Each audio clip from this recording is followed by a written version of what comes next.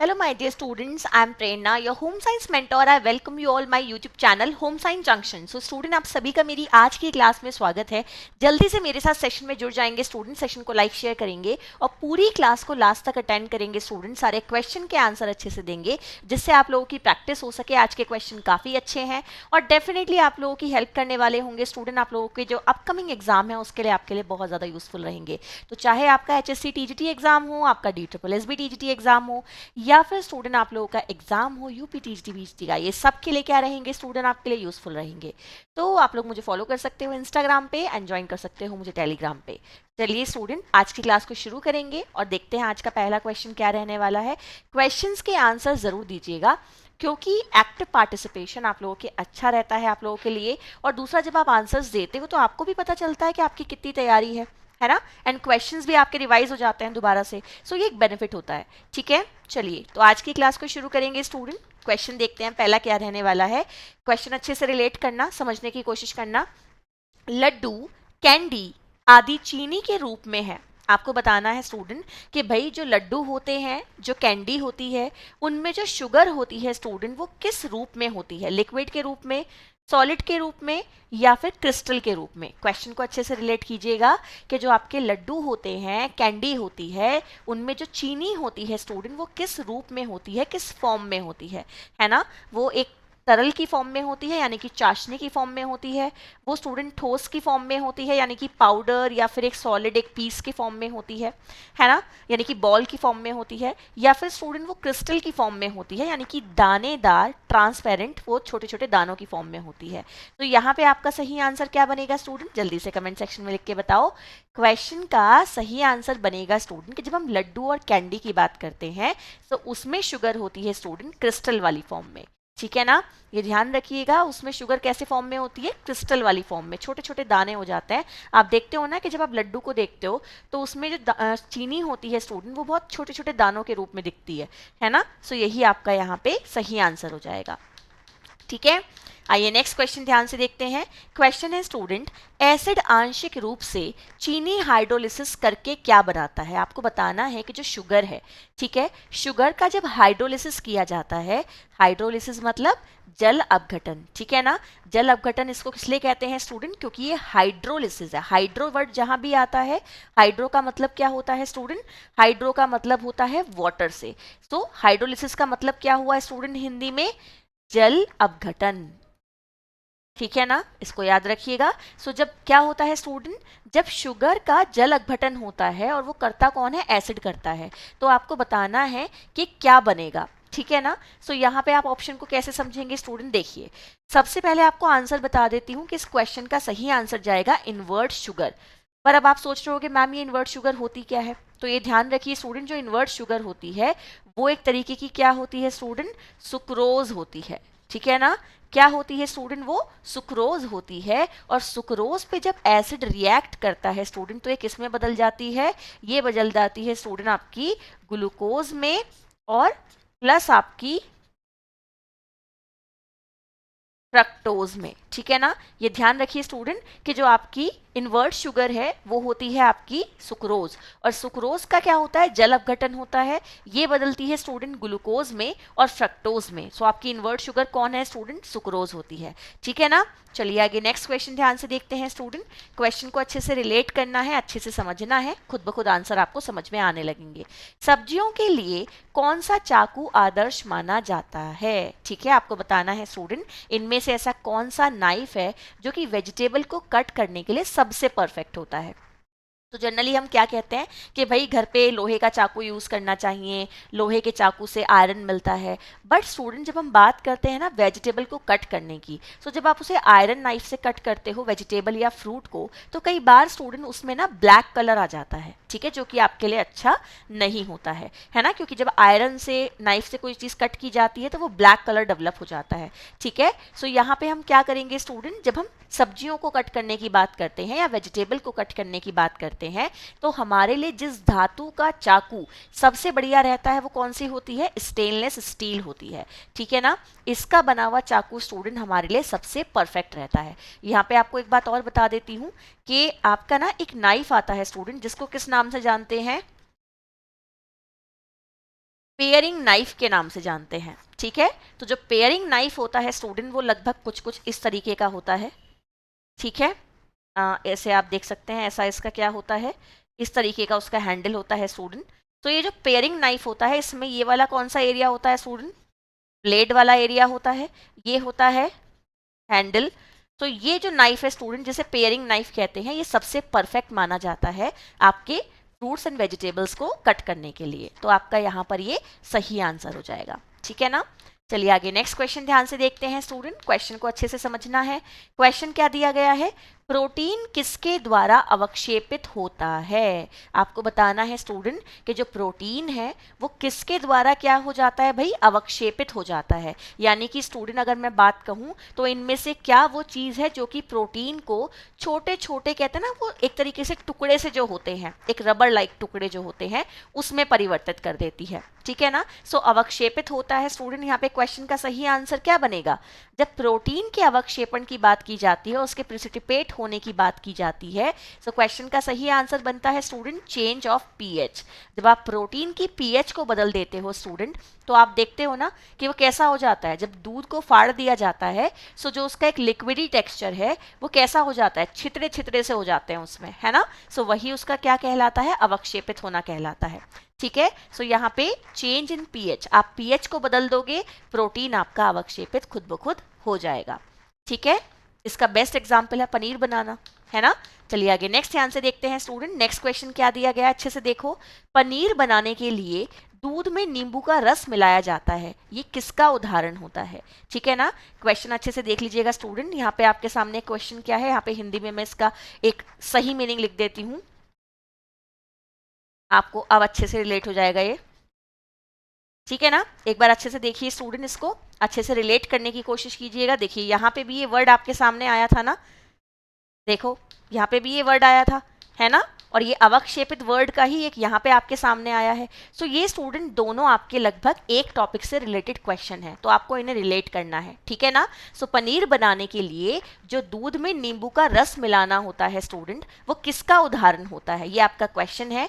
तो आपके पास ऑप्शन क्या दिए गए हैं student, coagulation, dry and rubbery and denatured and participation. ध्यान से देख लीजिएगा, जमावट का, विकृत होने का, या फिर उसे सूखा और यबर बनाने का, या फिर स्टूडेंट अवक्षेपित करने का। सो क्वेश्चन का सही आंसर क्या बनेगा कि जब आप पनीर बनाने के लिए दूध में नींबू मिला देते हो स्टूडेंट, तो ये आपका अवक्षेपित होने का उदाहरण होता है, आपका ये प्रेसिपिटेशन का एग्जाम्पल होता है। क्योंकि आप देखते हो ना, जैसे आप दूध में क्या मिलाते हो, एसिड मिलाते हो, यानी कि नींबू मिलाते हो, तो उसके छितरे छितरे से अलग हो जाते हैं स्टूडेंट। इसका मतलब क्या है कि उसका जो वे प्रोटीन है वो अलग हो जाता है, और जो केसीन है वो अलग हो जाता है, ठीक है ना। आपको पता है स्टूडेंट कि जो मिल्क होता है, मिल्क में क्या होते हैं, मिल्क में आपके दो प्रोटीन होते हैं, क्या होते हैं स्टूडेंट, दो प्रोटीन होते हैं, एक होता है,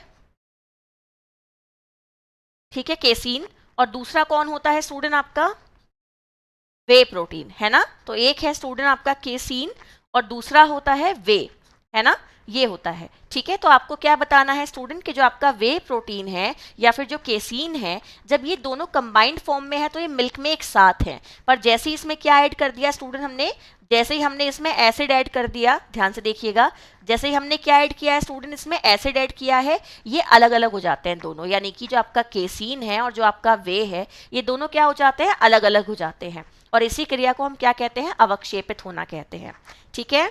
चलिए आगे नेक्स्ट क्वेश्चन ध्यान से देखते हैं स्टूडेंट, क्वेश्चन आपके सामने दिया गया है, क्वेश्चन को अच्छे से देखो, समझो, रिलेट करो।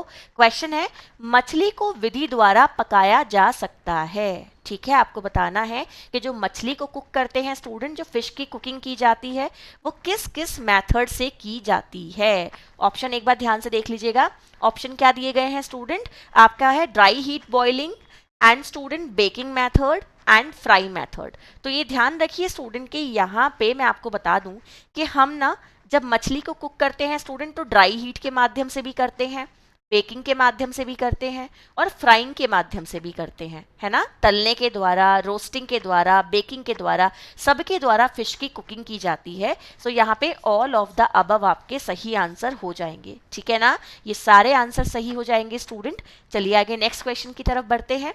क्वेश्चन ध्यान से देखेंगे, आंसर सब लोग देते रहो जिससे कि आप लोगों की प्रैक्टिस होती रहे, ठीक है। नेक्स्ट क्वेश्चन ध्यान से देखिए स्टूडेंट, हीटिंग मिल्क के परिणाम में शीर्ष कुकिंग मीट शो डिपिंग पर फ्लोटिंग पेयर के उदाहरण है। ठीक है ना, आपको क्या बताना है स्टूडेंट कि आपका क्वेश्चन को अच्छे से देखिए। अब क्या है क्वेश्चन आपका स्टूडेंट कि जब आप मिल्क को क्या करते हो स्टूडेंट, हीट करते हो। ठीक है ना, आपने मिल्क को क्या किया स्टूडेंट, गर्म कर दिया। आपने दूध को क्या कर दिया स्टूडेंट, गर्म कर दिया। ठीक है ना, तो आपको क्या देखने के लिए मिलता है स्टूडेंट कि जब आप दूध को गर्म करते हैं तो उसके ऊपर की तरफ जो टॉप वाला एरिया होता है, बर्तन में आपने क्या किया, दूध को डाला, गैस पे रखा, गर्म करने के लिए रख दिया। जब उसे हीट मिलती है स्टूडेंट तो दूध के ऊपर वाली साइड में आपको क्या देखने के लिए मिलता है, आपको ये देखने के लिए मिलता है स्टूडेंट कि ऊपर ऊपर की तरफ ना दूध पे क्या होने लगती है, एक तरीके से परत सी आने लगती है, चिकनाई की परत आने लगती है। ठीक है ना, या फिर स्टूडेंट आप क्या करते हैं, या फिर आप मान लीजिए मीट को कुक करते हैं, तो मीट में भी क्या होता है स्टूडेंट, आप कुक करोगे तो ऊपर की तरफ चिकनाई आने लगती है। ऐसा किसकी वजह से होता है, ऐसा इसलिए होता है स्टूडेंट क्योंकि वसा में क्या होती है, ये प्रवृत्ति होती है, फैट की ये टेंडेंसी होती है कि जब उसको गर्म किया जाता है स्टूडेंट तो वो उस भोज्य पदार्थ से अलग होना शुरू हो जाती है। ठीक है ना, ऐसा किसकी वजह से होता है स्टूडेंट, क्योंकि फैट की ये टेंडेंसी होती है कि जैसे ही वो कुक होती है स्टूडेंट, वो क्या होती है, उसे हीट जैसे ही मिलना शुरू होती है वो उस फूड से सेपरेट हो जाती है। इसलिए स्टूडेंट जब आप मिल्क को हीट करते हैं या फिर स्टूडेंट आप लोग मीट को हीट करते हैं, दो चीजें हैं मिल्क एंड मीट, तो जब आप मिल्क को हीट करते हो या फिर मीट को हीट करते हो, इसको आम भाषा में समझने की कोशिश करो, जब दूध को गर्म करते हैं या मीट को गर्म करते हैं तो वसा उसकी अलग हो जाती है, ऊपर की तरफ आ जाती है। और ये क्यों होता है, क्योंकि फैट का ये नेचर होता है कि वो हीट के कांटेक्ट में आते ही स्टूडेंट, जैसे ही वो ताप के संपर्क में आती है वो अलग हो जाती है। ठीक है, चलिए आगे नेक्स्ट क्वेश्चन देखेंगे स्टूडेंट। आई होप आपको ये क्वेश्चन समझ में आ गया होगा।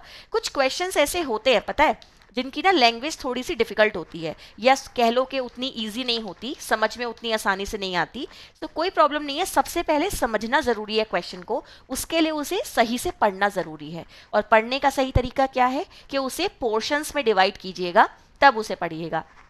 ठीक है, नेक्स्ट क्वेश्चन देखो स्टूडेंट, सोडियम पोटेशियम और मैग्नीशियम की हानि किसके द्वारा होती है। आपको बताना है कि जो मान लीजिए आपकी सब्जियों में, फलों में सोडियम पोटेशियम और मैग्नीशियम होता है स्टूडेंट, उसकी हानि किसके द्वारा होती है। तो देखो यहाँ पे ऑप्शन दिए गए हैं, blanching, soaking, leaching and none of these. तो देखो यहाँ पे आपको मैं अगर ये सारे ऑप्शंस बताऊं तो सारे सही हैं। जब हम ब्लांचिंग करते हैं तभी भी होती है, जब हम भिगोते हैं तभी भी होती है, जब हम ब्लीचिंग करते हैं तभी भी होती है। बट यहाँ पे ऑल ऑफ द अबव तो दिया हुआ नहीं है स्टूडेंट, जबकि नन ऑफ द अबव दिया हुआ है। तो क्वेश्चन का सही आंसर क्या बनेगा कि सोडियम पोटेशियम और मैग्नीशियम की जो हानि होती है स्टूडेंट वो लीचिंग की वजह से होती है। लीचिंग का मतलब क्या है, मान लीजिए स्टूडेंट आपने सब्जी को और फल को क्या किया है, सब्जी फल भी छोड़िए स्टूडेंट, मान लीजिए आपने क्या लिया है, आपने लिया है छोले, छोले को आपने भिगो दिया। अब आप भिगोने के बाद कई बार आप क्या करते हो स्टूडेंट, जो आपने भिगोया है ना वो तो सोकिंग मेथड हो गया। ठीक है, अब स्टूडेंट आप उस सोकिंग के बाद आप उस छोले में जो वो सारा पानी आपने डाला है आप उसे निथाड़ दीजिएगा और उसमें दूसरा पानी मिला दीजिएगा। आपने उसे 2-3 घंटे भिगो के रखा और उसके बाद आपने उस सारे पानी को फेंक दिया, दूसरा पानी उसमें डाल दिया, तो जो आपने वो पानी फेंका है ना स्टूडेंट वो लीचिंग है और उसमें सारे के सारे जो न्यूट्रिएंट हैं वो नष्ट हो जाते हैं। ठीक है ना, चलिए आगे नेक्स्ट क्वेश्चन ध्यान से देखते हैं। अच्छा, ये रिलेटेड किससे है ये भी बता देती हूँ आपको। जब भी स्टूडेंट हम खाना बनाते हैं ना, जब भोजन को पकाया जाता है तो दो तरीके की आपकी क्या होती हैं, प्रैक्टिस होती हैं। एक होती हैं स्टूडेंट जिन्हें हम कहते हैं प्री प्रैक्टिस, एक होती हैं जिन्हें हम कहते हैं पोस्ट प्रैक्टिस। ठीक है ना, इसको अच्छे से रिलेट कीजिएगा। प्री आगे ये जोड़ सकते हो, प्री कुकिंग प्रैक्टिस और पोस्ट कुकिंग प्रैक्टिस, यानी कि ये वो चीजें हैं जो भोजन को बनाने के बाद की जाती हैं, जैसे कि गार्निशिंग करना, सर्व करना, है ना स्टूडेंट।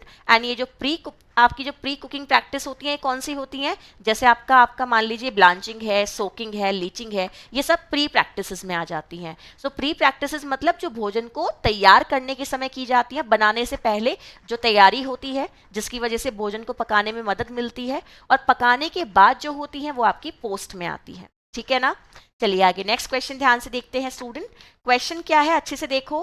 क्वेश्चन है, बैंगन को पानी में काटा जाता है, सेब को चीनी से ढक दिया जाता है, या कस्टर्ड के साथ परोसा जाने वाला नींबू के रस के फलों का सलाद। आपके पास ऑप्शन दिए गए हैं स्टूडेंट कि जो बैंगन है हम उसे या तो क्या करते हैं स्टूडेंट, पानी में काटते हैं, ठीक है, या फिर जब हम सेब काटते हैं सो हम उसे या तो चीनी से ढक देते हैं या फिर नींबू से ढक देते हैं, या फिर स्टूडेंट हम अपने फ्रूट्स को कस्टर्ड के साथ परोसते हैं। तीन काम करते हैं, या तो स्टूडेंट हम चीनी को क्या करेंगे, चीनी को और नींबू को दोनों को किसको कवर यूज करने के लिए करते हैं, मतलब हमने नींबू का रस लिया है और हमने चीनी ली है, इन दोनों से हम कटे हुए सेब को ढक देते हैं, ठीक है ना, या फिर बैंगन को पानी में काटते हैं, या फिर कस्टर्ड के साथ हम सेब को परोसते हैं।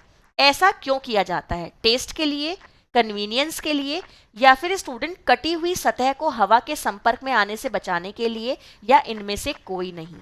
ठीक है ना।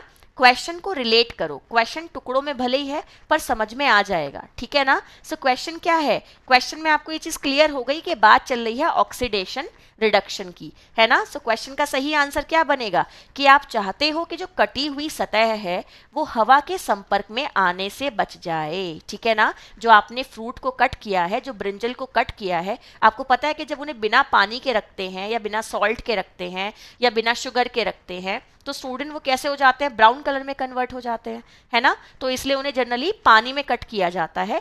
तो ये क्यों होता है स्टूडेंट, ऐसा इसलिए करते हैं, मतलब बैंगन को जनरली हम पानी में काटते हैं, बाकी एप्पल के लिए आपने देख लिया कि क्या क्या प्रैक्टिसेस होती हैं। ऐसा इसलिए करते हैं स्टूडेंट कि जिससे कि उसका कटा हुआ जो पोर्शन है उसमें एक ब्राउन कलर डेवलप ना हो जाए। सो यही आपका यहाँ पे सही आंसर हो जाएगा, ठीक है। आइए नेक्स्ट क्वेश्चन ध्यान से देखते हैं स्टूडेंट। क्वेश्चन आप लोगों के सामने है, अच्छे से इन्हें समझिएगा। आपका जो सीख कबाब होता है स्टूडेंट, जो आपका तंदूरी टिक्का होता है, तंदूरी चिकन होती है, ये पकाने की किस विधि के द्वारा बनाए जाते हैं। क्वेश्चन अच्छे से देखो स्टूडेंट, जो आपका क्या होता है, जो आपका सीख कबाब होता है स्टूडेंट, जो आप लोगों का तंदूरी टिक्का होता है या चिकन टिक्का होता है ना, उसे किस विधि के द्वारा बनाया जाता है। ऑप्शन ध्यान से देख लीजिए स्टूडेंट, उबालना विधि, स्टूइंग विधि, भूनना विधि, या फिर बेकिंग विधि, ठीक है ना। ये आपके सामने ऑप्शन है। तो यहाँ पर एक चीज अच्छे से समझिए स्टूडेंट कि जो उबालना है और ये जो स्टूइंग है, ये दोनों आपके कौन सी विधियों में आते हैं स्टूडेंट, नमी वाली विधियों में, जहाँ पे जल का इस्तेमाल होता है। और भूनना और बेकिंग करना स्टूडेंट किस में आते हैं, ये ड्राई हीट में आते हैं, है ना। क्वेश्चन का सही आंसर क्या बनेगा, भूनना। आप किसका इस्तेमाल करते हो स्टूडेंट, आप इस चीज के लिए रोस्टिंग मेथड का इस्तेमाल करते हो, ठीक है ना। चलिए आगे नेक्स्ट क्वेश्चन ध्यान से देखते हैं स्टूडेंट। क्वेश्चन क्या दिया गया है, अच्छे से समझने की कोशिश कीजिए। क्वेश्चन है, भोजन को भूनते समय लगातार पलटा जाता है, क्यों। जब हम भोजन को भूनते हैं स्टूडेंट, रोस्ट करते हैं, तो उसे लगातार भूनते रहते हैं। मान लीजिए जब हम घर में बैंगन का भरता बनाते हैं तो गैस पे बैंगन को स्टूडेंट लगातार ऐसे ऐसे घुमाते रहते हैं, क्यों भाई, ऐसा क्यों करते हैं, क्योंकि जो आपकी हीट है वो इंटेंस होती है, गर्मी काफ़ी तेज़ होती है, या फिर उससे कम समय लगता है, या फिर स्टूडेंट वो हर तरफ से इक्वली पक जाता है, या फिर इनमें से कोई नहीं। तो क्या होगा क्वेश्चन का सही आंसर, क्यों हम ऐसा करते हैं, बताओ जल्दी से।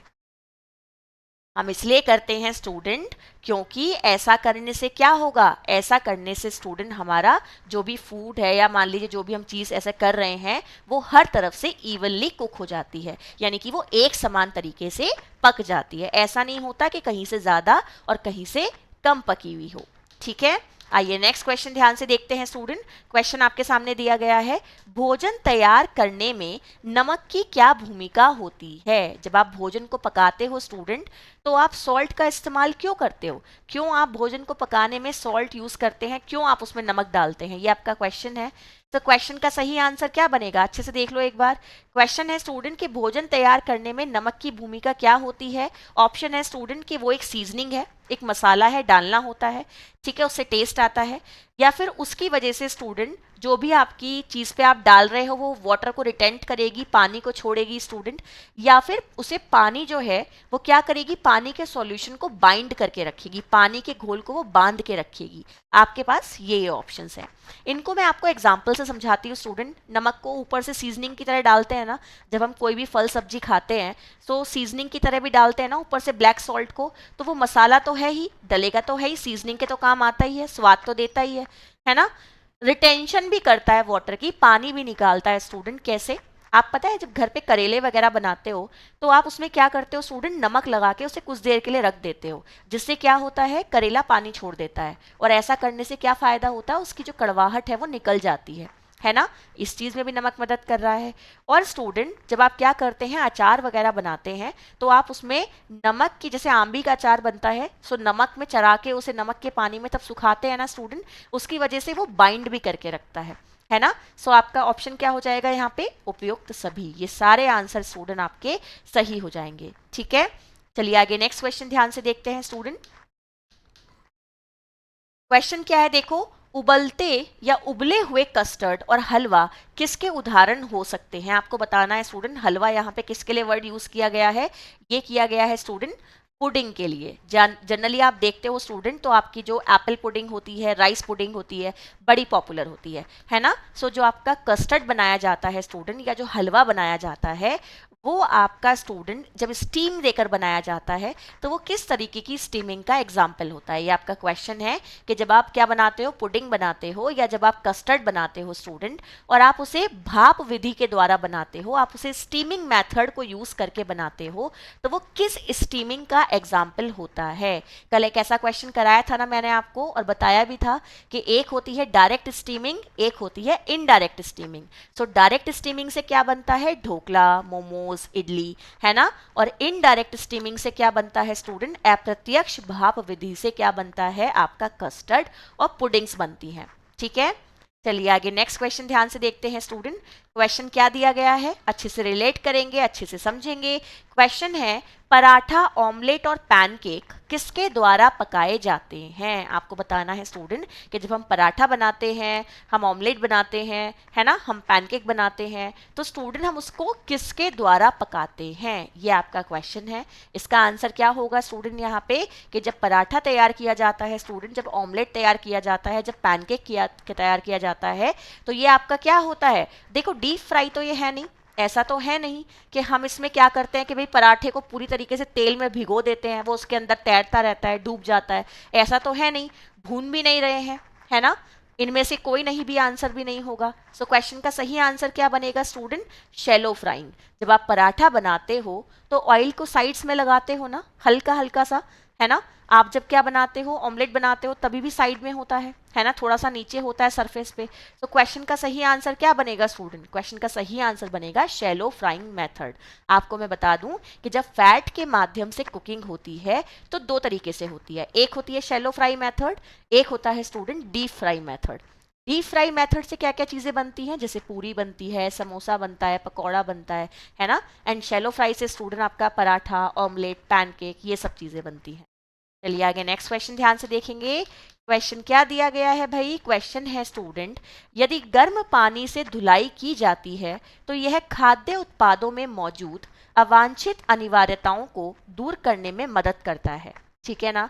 पहला पॉइंट ध्यान से समझ लो कि यदि गर्म पानी से धुलाई की जाएगी, यानी कि गर्म पानी से आप वॉश करोगे, सो खाद्य पदार्थों में, यानी कि जो आपके फूड प्रोडक्ट हैं स्टूडेंट, उनमें जो मौजूद क्या है, अशुद्धियां हैं, इम्प्योरिटीज हैं, वो क्या हो जाएंगी स्टूडेंट, उनको दूर करने में आपको मदद मिलेगी।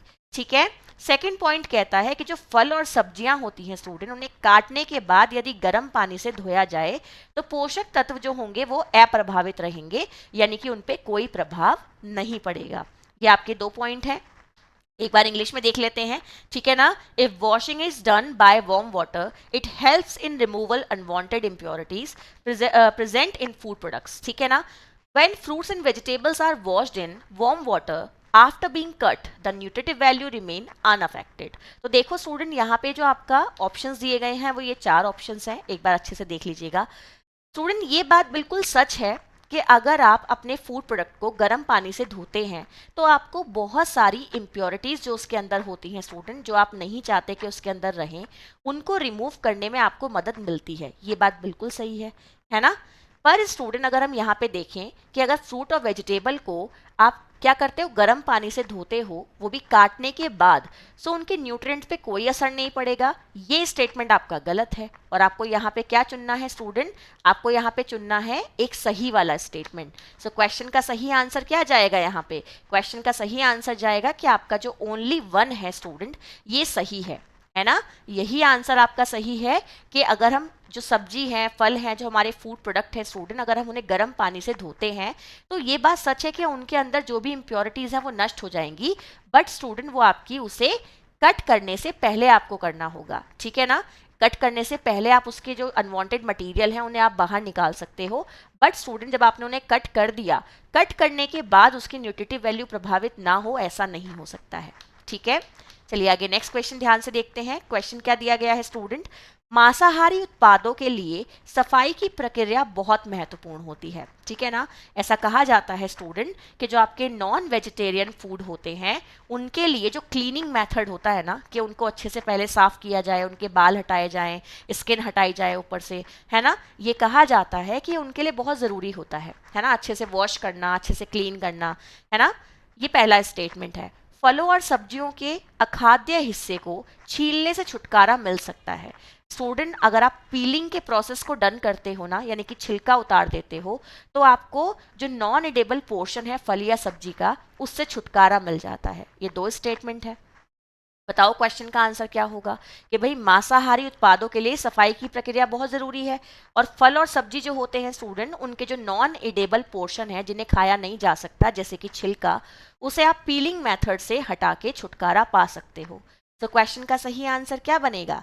ये दोनों स्टेटमेंट स्टूडेंट आपके क्या होंगे? दोनों स्टेटमेंट सही है, क्योंकि भाई सही बात है ना। अगर हमें क्या करना है, नॉन वेजिटेरियन प्रोडक्ट की अगर हम बात करते हैं student, so cleaning is very important. Cleaning नहीं करोगे तो पता नहीं उनमें कितनी इम्प्योरिटीज़ होती हैं, कितने बैक्टीरियाज हो सकते हैं जो आपके लिए हार्मफुल हो सकते हैं। तो अगर उसे अच्छे से क्लीन किया जाएगा तो बहुत सारी बीमारियों से बचा जा सकता है ना।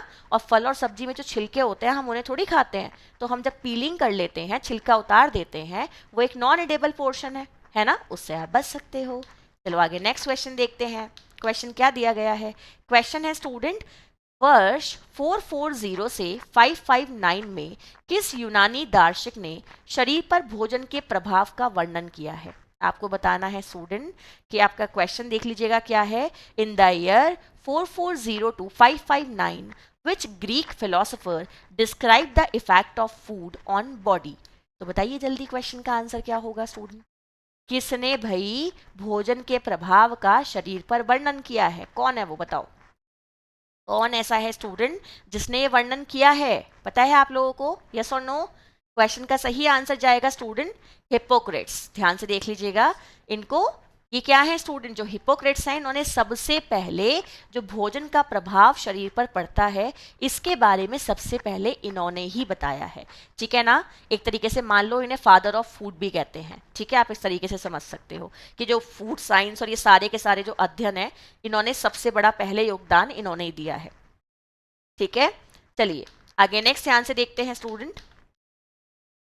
नेक्स्ट क्वेश्चन देखिए क्या आता है आपके सामने, अच्छे से इसको समझने की कोशिश करेंगे। मेन सना कॉर्पोर सना एक लैटिन कहावत है जिसका अर्थ क्या होता है? क्वेश्चन अच्छे से देख लीजिए स्टूडेंट कि आपकी एक कहावत है, ठीक है ना। वो कहावत क्या है स्टूडेंट? एक लैटिन सेइंग है। लैटिन सेइंग मतलब लैटिन भाषा की कुछ लाइनें हैं, कुछ पंक्तियां हैं, जो कि है मेन सना कॉर्पोर सना। इसका मतलब क्या होता है? सब पुरुष समान है, पुरुष कड़ी सजा देते हैं, ठीक है। स्वस्थ शरीर में एक स्वस्थ दिमाग होता है, केवल स्वस्थ शरीर। तो बताइए स्टूडेंट क्वेश्चन का सही आंसर क्या बनेगा? क्वेश्चन एक बार अच्छे से देख लो, ठीक है जी। Man give strict punishment, all man are same, a sound mind and healthy body and healthy body only. So question का सही आंसर क्या बनेगा student? A sound mind in healthy body, यानी कि स्वस्थ शरीर में एक स्वस्थ दिमाग होता है। यही आपकी वो लैटिन सेइंग है जिसका मतलब ये होता है, यानी कि मैन सना इस कॉर्पोर सना, ठीक है। चलिए आगे नेक्स्ट क्वेश्चन ध्यान से देखते हैं स्टूडेंट। क्वेश्चन क्या दिया गया है, अच्छे से देखो। मात्रात्मक आहार की कमी के लक्षण दिखाते हैं। आपको बताना है कि बॉडी में अगर क्वांटिटेटिव डाइटरी डेफिशिएंसी शो होती हैं स्टूडेंट, तो उसके क्या साइंस आपको दिख सकते हैं, क्या लक्षण आपको दिख सकते हैं जब शरीर में क्वांटिटेटिव डाइटरी डेफिशिएंसी शो होती है? ऑप्शन देख लीजिएगा। अल्प पोषण, अपर्याप्त पोषण, भूखमरी, उपरोक्त सभी, ठीक है ना। क्वेश्चन का सही आंसर क्या बनेगा स्टूडेंट? अच्छे से देखो एक बार। अब पहले क्वेश्चन को समझने की कोशिश कर लो। बात क्या चल रही है यहाँ पे? मात्रात्मक आहार, यानी कि बात चल रही है स्टूडेंट किसकी? क्वांटिटी की, है ना। किसकी बात चल रही है? क्वांटिटी की, यानी कि मात्रा की बात चल रही है। तो जो भी कुछ होगा वो इस मात्रा की वजह से होगा। मात्रा की बता रखी है भाई कमी, है ना। तो कमी का मतलब क्या है कि जो भोज्य पदार्थों की मात्रा है ना, जो आपके भोज्य पदार्थ हैं स्टूडेंट, आपके क्या क्या है, मान लीजिए जो पोषक तत्व हैं, ठीक है ना, वो आपको उतने नहीं मिल पा रहे जितने आपके शरीर को चाहिए, है ना। तो ऐसी स्थिति में क्या देखने के लिए मिलेगा भाई? अल्प पोषण भी देखने के लिए मिलेगा, है ना, अपर्याप्त पोषण भी देखने के लिए मिलेगा, और भूखमरी भी देखने के लिए मिलेगी, क्योंकि पोषक तत्व पर्याप्त मात्रा में नहीं मिल पा रहे, कमी हो रही है भाई मात्रात्मक आहार की। तो क्या देखने के लिए मिलेगा? ये तीनों चीजें देखने के लिए मिलेंगी स्टूडेंट, क्योंकि तीनों किससे रिलेटेड है? तीनों रिलेटेड है स्टूडेंट भोजन की मात्रा से। कहा जाता है ना कि कुपोषण की स्थिति कब आती है, आपकी जो ये अल्प पोषण वाली स्थिति है वो कब आती है स्टूडेंट? जब आपको उतनी मात्रा में पोषक तत्व ना मिले जितने आपके शरीर के लिए जरूरी हैं। तो यही आपका यहाँ पे सही आंसर हो जाएगा। आइए नेक्स्ट क्वेश्चन ध्यान से देखते हैं स्टूडेंट। क्वेश्चन क्या दिया गया है? पोषण से अधिक मात्रा व्यक्ति को बनाती है। अगर स्टूडेंट कोई एक ऐसा व्यक्ति है जो कि क्वांटिटी में बहुत ज़्यादा न्यूट्रिशन को कंज्यूम कर रहा है, ठीक है ना, यानी कि स्टूडेंट जो उसके भोजन की मात्रा है वो बहुत ज़्यादा ले रहा है, एक व्यक्ति है वो भोजन की मात्रा को स्टूडेंट बहुत ज़्यादा ले रहा है, तो ऐसे में क्या देखने के लिए मिलेगा स्टूडेंट उसे? बताओ भाई जल्दी से। वो बहुत ज़्यादा एक्टिव हो जाएगा, या फिर वो बहुत ज़्यादा थकेला टाइप हो जाएगा, मतलब उसको बहुत जल्दी थकान हो जाएगी, लेथार्जी हो जाएगा, या फिर वो मोटा हो जाएगा, या फिर वो लंबा और काफ़ी स्वस्थ हो जाएगा। तो भाई यहाँ पे क्या है? यहाँ पे है ओवर न्यूट्रिशन, यानी कि जितना आपको चाहिए था उतना नहीं खा रहे हो, उससे काफ़ी ज़्यादा खा रहे हो। तो ये बात सच है कि जो लोग ज़्यादा मोटे होते हैं वो ज़्यादा थक जाते हैं, है ना, एक्टिव तो वो होते नहीं है। बट यहाँ पे सबसे अप्रोप्रिएट आंसर क्या बनेगा स्टूडेंट? ओबीज, कि जो व्यक्ति अधिक मात्रा में पोषण लेगा वो कैसा हो जाएगा? ओबीज हो जाएगा, यानी कि मोटापे से ग्रसित हो जाएगा। चलिए आगे नेक्स्ट क्वेश्चन ध्यान से देखते हैं। क्वेश्चन क्या दिया गया है स्टूडेंट? वजन घटाने के लिए इस्तेमाल की जाने वाली जो गोलियां होती हैं स्टूडेंट, वो क्या करती हैं? बहुत सारे लोग ऐसे होते हैं ना जिन्हें वेट रिडक्ट करना होता है, तो वो वेट रिड्यूस करने के लिए अलग अलग तरीके की जो पिल्स आती हैं उनका यूज़ करते हैं, दवाइयों का इस्तेमाल करते हैं, ठीक है ना। तो आपको बताना है कि वो क्या करती हैं।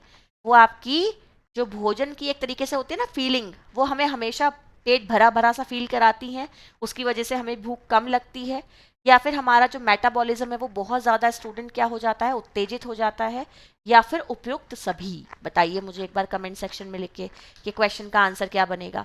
जो आप पिल्स यूज़ करते हो वो आपको हमेशा फुल फील कराती है, कि आपकी भूख हमेशा शांत रखती है, ठीक है ना, आपकी भूख को कम कर देती है, आपके मेटाबॉलिज्म को स्टिमुलेट कर देती है, या फिर ऑल ऑफ द अबव। सो बताओ आंसर क्या होगा? देखिए जब भी हम क्या करते हैं, इस तरीके की पिल्स को यूज़ करते हैं स्टूडेंट, तो वो ये सारे काम करती है। हमें हमेशा फुल फील कराएगी, भूख को हमारी धीरे धीरे ख़त्म करना शुरू कर देगी, मेटाबॉलिज्म को हमारे बूस्ट कर देगी, हम ग्रहण तो कम ऊर्जा कर रहे हैं, खर्च बहुत जल्दी जल्दी हो रही है, तो वेट हमारा ऑटोमेटिकली कम होना शुरू हो जाएगा। और ये एक काम और करती हैं कि ये आपकी बॉडी में एक नया नेगेटिव इम्पैक्ट क्रिएट करती हैं, कि जब आप कोई भी फूड लेते हो ना, तो उससे मिलने वाले जो भी आपके न्यूट्रिएंट्स होते हैं वो आपकी बॉडी में एब्जॉर्ब भी नहीं होते, वो आपकी बॉडी से एज इट इज़ स्टूल जो होते हैं, स्टूल से बाहर निकलना शुरू हो जाते हैं, तो उसकी वजह से आपका वेट ही नहीं बढ़ता। तो ये भी देखने के लिए मिलता है, ठीक है।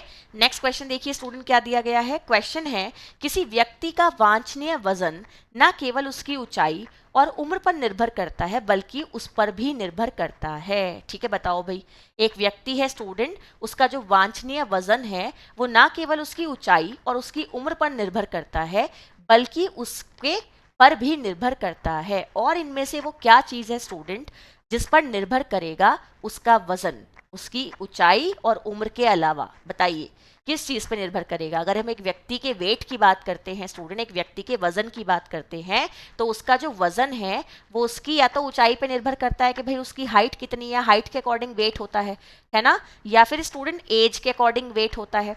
तो वेट का सीधा कनेक्शन इन दो चीज़ों से है ना। पर इनके अलावा और कौन सी चीज़ें हैं जिनसे वेट का सीधा कनेक्शन है? हड्डी की संरचना, मांसपेशियों का विकास, शरीर में वसा सामग्री, और उपयुक्त सभी, ये आपके पास ऑप्शन है, एक बार अच्छे से देख लीजिएगा। एक बार इंग्लिश वाले बच्चे भी ध्यान से देखेंगे कि यहाँ पे क्या क्या ऑप्शन दिए गए हैं, bone structure, muscular development, body fat content and all of the above. तो क्वेश्चन का सही आंसर क्या बनेगा, क्वेश्चन का सही आंसर होगा student all of the above. यानी कि जब आप किसी की बात करते हो वेट की, तो वेट का जितना कनेक्शन आपकी हाइट और आपकी एज से होता है ना, उतना ही कनेक्शन इस बात से भी है कि भाई आपका वेट ना जो डिसाइड होता है कि भाई कितना है, वो कितना दिखा रहा है रीडिंग में, कितने ग्राम्स आ रहा है या कितने किलो आ रहा है स्टूडेंट, वो कैसे पता चलता है कि आपके उसमें बोन वाली भी पूरी कैलकुलेशन होती है कि आपकी जो हड्डियां हैं उनका वजन कितना है ना, आपके अंदर कितनी मसल्स हैं उसका भी वेट होता है, आपकी जो बॉडी में फैट कंटेंट है उसका भी वेट होता है, तब जाके आपका ओवरऑल एक वेट होता है। तो कनेक्शन सारी चीज़ों से होता है। ठीक है, चलिए आगे नेक्स्ट क्वेश्चन ध्यान से देखते हैं स्टूडेंट। क्वेश्चन आता है आप लोगों के सामने, सिर की छाती की भुजा है ना स्टूडेंट, यानी कि जो हेड चेस्ट आर्म आपका क्या होता है, रेशो होता है। ठीक है, और आपका स्टूडेंट जो ये स्किन फोल्ड थिकनेस होती है, ठीक है ना, ये पोषण की स्थिति को निर्धारित करने के तरीके हैं, पर ये आखिर यूज किसके लिए किए जाते हैं, ये आपका क्वेश्चन है कि स्टूडेंट हम लोग जो आपका हेड चेस्ट आर्म सरकमफ्रांसिस को हम देखते हैं स्टूडेंट, है ना, जो आपका हेड चेस्ट रेशो होता है उसको हम चेक करते हैं कि सिर की गोलाई कितनी है, छाती की चौड़ाई कितनी है ना स्टूडेंट, जो भुजाएं हैं उसकी चौड़ाई कितनी है, और जो आपकी स्किन फोल्ड को चेक करते हैं स्टूडेंट, जो स्किन पे फैट कंटेंट को चेक करते हैं, ये तो हमें पता है कि ये पोषण स्तर का निर्धारण करने की विधियां हैं, पर आपको बताना है कि ये विधियां किसके लिए इस्तेमाल की जाती हैं। तो भाई किसके लिए की जाती है बताओ जल्दी से, किसके लिए की जाती हैं। इन विधियों का इस्तेमाल करते हैं स्टूडेंट हम लोग बच्चों के लिए, ठीक है ना, जो आपके क्या होते हैं स्टूडेंट, चिल्ड्रन होते हैं, छोटे बच्चे होते हैं, उनके लिए क्या किया जाता है स्टूडेंट, चिल्ड्रंस के लिए आपका इसका इस्तेमाल किया जाता है। ठीक है ना, इन्फेंट आपका बहुत छोटा हो जाएगा, बिल्कुल ही न्यूबॉर्न हो जाएगा, सो उसके लिए नहीं, हम चिल्ड्रंस के लिए इसका इस्तेमाल करेंगे। ठीक है ना, बच्चे के लिए क्या करते हैं स्टूडेंट, इसका इस्तेमाल करते हैं। चलिए आगे नेक्स्ट क्वेश्चन ध्यान से देखते हैं स्टूडेंट। क्वेश्चन क्या आ रहा है आपका, अच्छे से रिलेट करने की कोशिश करेंगे। क्वेश्चन है, यह लाल रक्त कोशिकाओं में 70% के रूप में हीमोग्लोबिन के रूप में होता है, मांसपेशियों में मायोग्लोबिन के रूप में होता है 4%, यकृत की हड्डी संकीर्ण तिल्ली में ये 25% होता है, और गुर्दे में संग्रहित और 1% रक्त प्लाज्मा में मौजूद होता है। ठीक है ना, सो स्टूडेंट आपको बताना है कि ये होता क्या है। ये स्टूडेंट आपकी आरबीसीज में भी मौजूद है, ये स्टूडेंट आपकी मसल्स में भी मौजूद है। आरबीसीज में स्टूडेंट ये हीमोग्लोबिन के रूप में है, मसल्स में ये मायोग्लोबिन के रूप में है ना स्टूडेंट। आपके अगर देखा जाए तो ये स्प्लीन के रूप में भी है ना, आपको बताना है स्टूडेंट ये ब्लड में भी मौजूद है ना, ये प्लाज्मा में भी मौजूद है। आपको बताना है कि ये इनमें से है क्या, पोटेशियम, लोहा, कैल्शियम और सोडियम। एक बार क्वेश्चन को ध्यान से देख लीजिएगा कि ये होता क्या है, बताओ भाई जल्दी से, कमेंट सेक्शन में लिख के बताओ। जो आपका आरबीसी में हीमोग्लोबिन है और मसल्स में मायोग्लोबिन है, क्वेश्चन को आगे पढ़ने की जरूरत ही नहीं है। Haemoglobin, myoglobin, RBCs, blood, question का सही आंसर क्या हो जाएगा कि ये तो आयरन है ना जी। क्वेश्चन का सही आंसर क्या होगा कि ये आयरन है। बट जनरली जब ऐसा क्वेश्चन आता है इतना लंबा चौड़ा, सो कई बार जो न्यू बिगनर्स स्टूडेंट होते हैं, जो तैयारी शुरू कर रहे होते हैं, वो डर जाते हैं, कई बार क्वेश्चन गलत हो जाता है आता हुआ भी। सो ऐसा नहीं है, ऐसे क्वेश्चन गलत नहीं होते हैं। ठीक है जी, नेक्स्ट क्वेश्चन देखो। क्वेश्चन क्या है, इसका लगभग 2 ग्राम प्रतिदिन यूरिन में उत्सर्जित होता है। आपको बताना है स्टूडेंट कि इनमें से वो कौन सा न्यूट्रिएंट है जो कि दिन में लगभग प्रतिदिन रोजाना 2 ग्राम तक आपके यूरिन के माध्यम से एक्सक्रीट आउट हो जाता है आपके शरीर से। ये आपका क्वेश्चन है। ऑप्शन दिए गए हैं iron, zinc, potassium and sulphur. So बताइए क्वेश्चन का आंसर क्या होगा स्टूडेंट, क्या है इनमें से ऐसा जो कि रेगुलर 2 ग्राम यूरिन के साथ बॉडी से बाहर निकल जाता है। क्या होगा क्वेश्चन का आंसर, बताओ जल्दी से कमेंट सेक्शन में लिख के बताओ जल्दी से। क्वेश्चन का सही आंसर बनेगा स्टूडेंट पोटेशियम। वो कौन होता है, पोटेशियम होता है, जो कि रोजाना 2 ग्राम स्टूडेंट यूरिन से बाहर निकलता है, मतलब यूरिन के माध्यम से शरीर से बाहर निकलता है। ठीक है जी, चलिए आगे नेक्स्ट क्वेश्चन ध्यान से देखते हैं। क्वेश्चन क्या है भाई, क्वेश्चन देखो। क्वेश्चन है स्टूडेंट, यह लोहे के साथ मिलकर शरीर में हीमोग्लोबिन का निर्माण करता है। आपको बताना है स्टूडेंट कि ये क्या करता है, यह लोहे के साथ मिलकर शरीर में हीमोग्लोबिन का निर्माण करता है। ऐसा आखिर कौन होता है जो कि स्टूडेंट लोहे के साथ मिल जाएगा और लोहे के साथ कंबाइंड होकर स्टूडेंट वो बॉडी में हीमोग्लोबिन बनाएगा। बताओ भाई जल्दी से। ये क्वेश्चन मुझे लगता है मैंने पहले भी कराया आपको क्लास में। तो आपका क्वेश्चन है स्टूडेंट के जो आयरन के साथ बाउंड होता है, कंबाइंड होता है, और वो स्टूडेंट क्या करता है, हीमोग्लोबिन के निर्माण में सहायक होता है। ऐसा कौन होता है स्टूडेंट? ऐसा होता है कॉपर। ध्यान से देख लीजिएगा, ऐसा कौन होता है? कॉपर होता है स्टूडेंट, जो कि क्या करता है, आयरन के साथ बाउंड हो जाता है, मिल जाता है और हीमोग्लोबिन को प्रोड्यूस करने में स्टूडेंट ये मदद करता है। ठीक है ना। सो जो आपका कॉपर है ना स्टूडेंट, जब इस मिनरल के आप फंक्शंस पढ़ोगे तो आपको ये भी देखने के लिए मिलेगा कि कॉपर क्या करता है स्टूडेंट, जो आरबीसीज होती है ना उनको हेल्दी रखने में मदद करता है और उनके निर्माण में भी सहायता करता है। ठीक है, चलिए आगे नेक्स्ट चीज ध्यान से देखते हैं स्टूडेंट। क्वेश्चन क्या आता है, अच्छे से देखो, क्वेश्चन को समझो। क्वेश्चन है, निम्न में से कौन स्वास्थ्य के आयामों में शामिल है? आपको बताना है स्टूडेंट कि इनमें से हेल्थ के डायमेंशन कौन कौन से होते हैं। ठीक है ना। वो अलग अलग एरिया, वो अलग अलग एस्पेक्ट्स, वो अलग अलग पहलू स्वास्थ्य के कौन से हैं जो उसके मिलके आयाम है स्टूडेंट, और वो उसका एक कंबाइंड फॉर्म बनाते हैं जिसको हम कहते हैं स्वास्थ्य, है ना। ये सारी चीजें होंगी स्टूडेंट, तब हम ये मानते हैं कि यस एक परफेक्ट कंप्लीट हेल्थ है ना। क्वेश्चन बताओ जल्दी से, आंसर क्या होगा यहाँ पे? शारीरिक स्वास्थ्य, आध्यात्मिक स्वास्थ्य, मानसिक स्वास्थ्य, उपरोक्त सभी।